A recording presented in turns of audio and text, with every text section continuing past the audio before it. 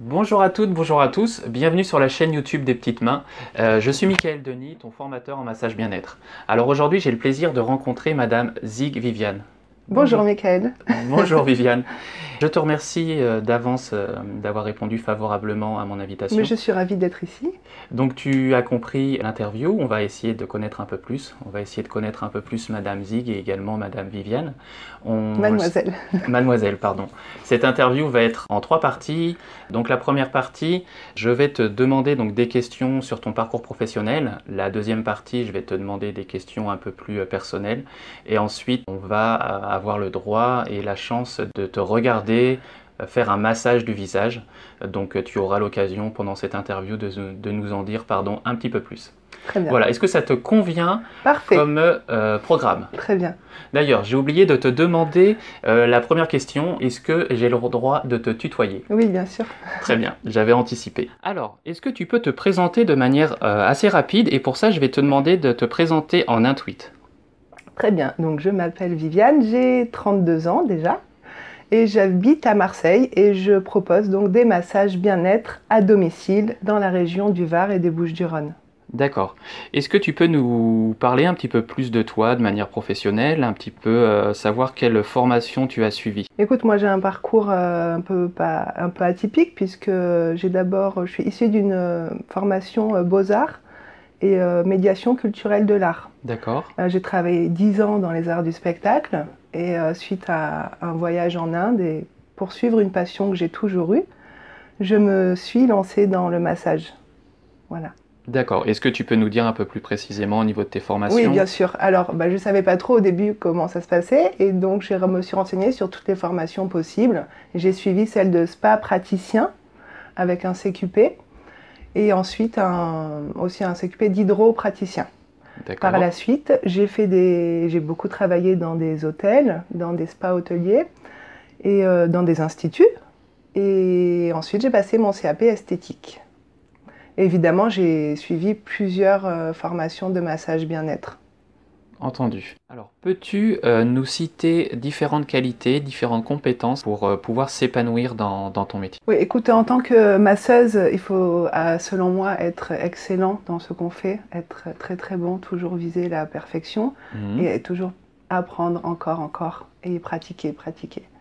Il faut également être à l'écoute de la personne que tu reçois, à l'écoute du client, être dans l'empathie évidemment. Et voilà, ça c'est les deux conditions essentielles. Et puis évidemment avoir une bonne connaissance de l'anatomie et du corps humain et des pathologies aussi. En effet. Voilà. D'accord. On va passer à la prochaine question. On a discuté un petit peu ensemble avant l'interview.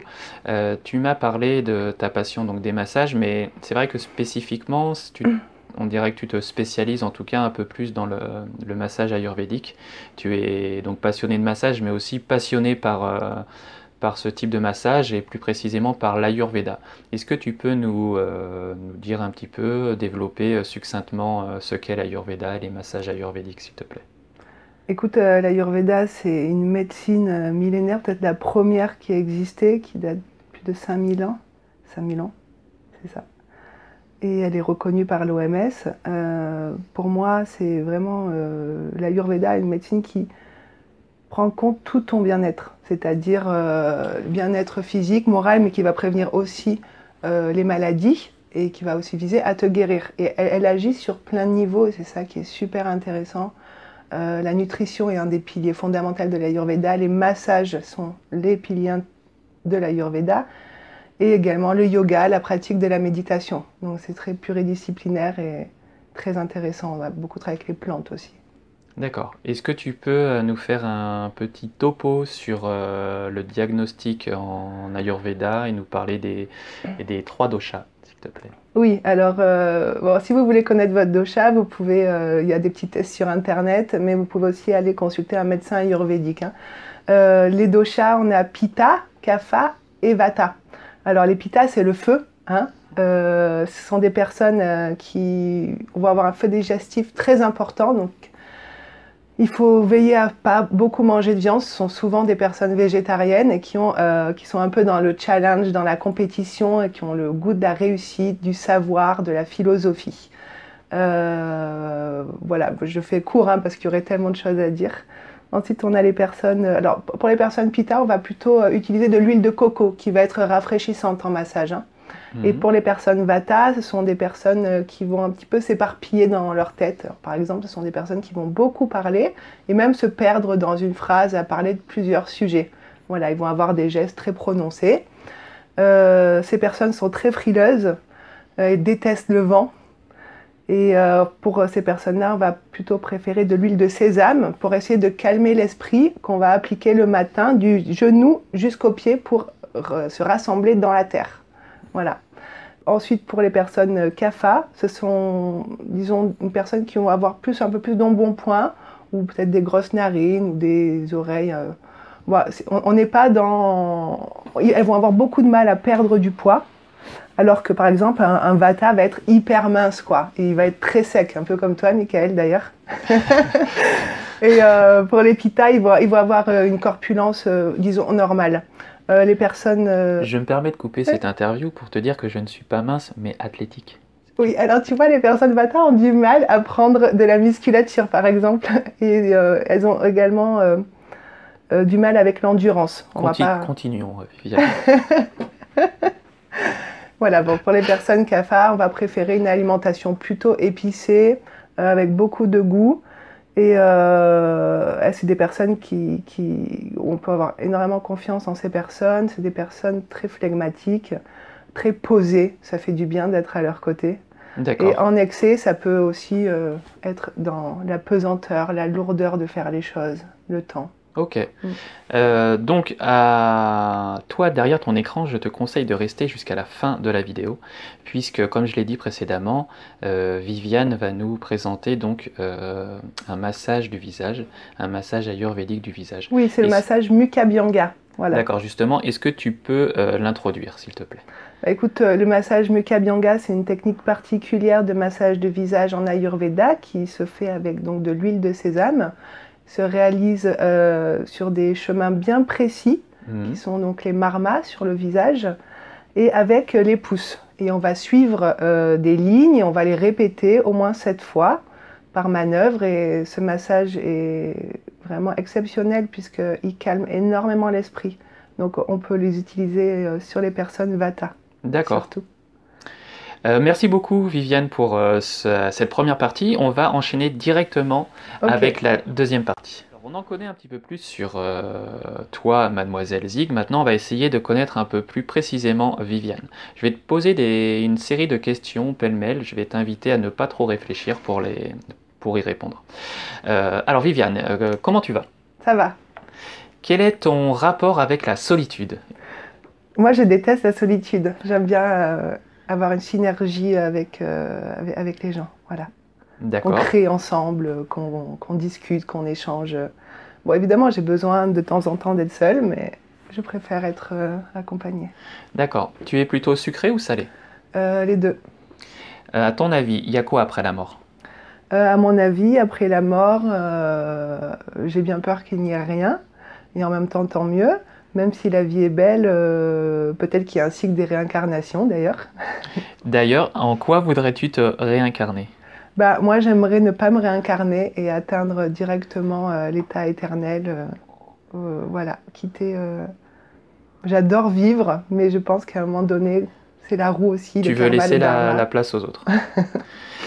Est-ce que tu peux nous raconter ton dernier rêve?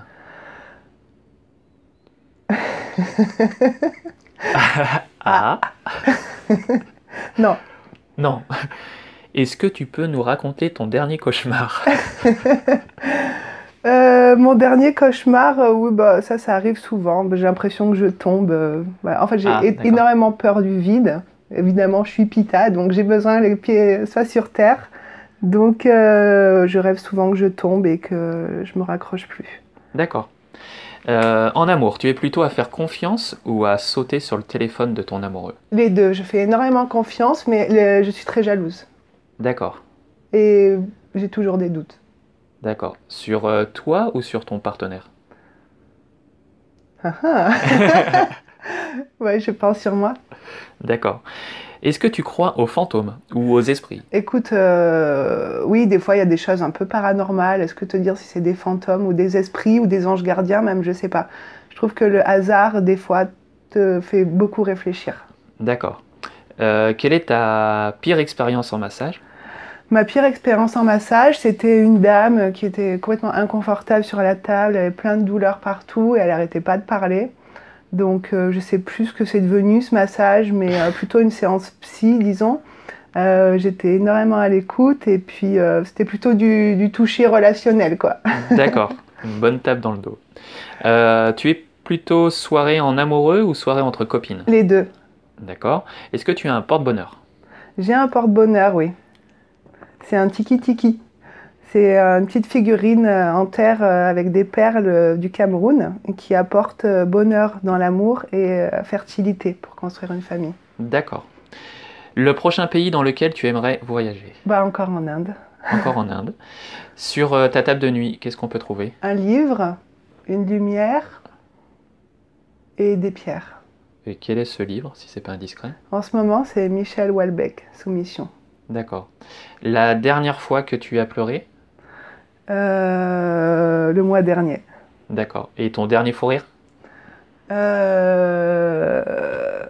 n'y a pas trop longtemps, je crois. Je sais plus. D'accord. Bah écoute, Viviane, merci beaucoup pour cette deuxième partie. On va enchaîner sur la troisième. Logiquement, je donne le dernier mot en fait à la personne que j'interviewe. Bon bah là, le dernier mot, c'est Viviane qui va la voir, mais qui l'aura en vidéo. Donc, comment vas-tu? Encore, je te demande cette Ça va question. toujours. Ça va toujours. Bah écoute, c'est parfait. Moi, en tout cas, ça va très bien. J'espère que toi, derrière ton écran, ça va aussi. N'hésite pas à regarder dans la description de la vidéo.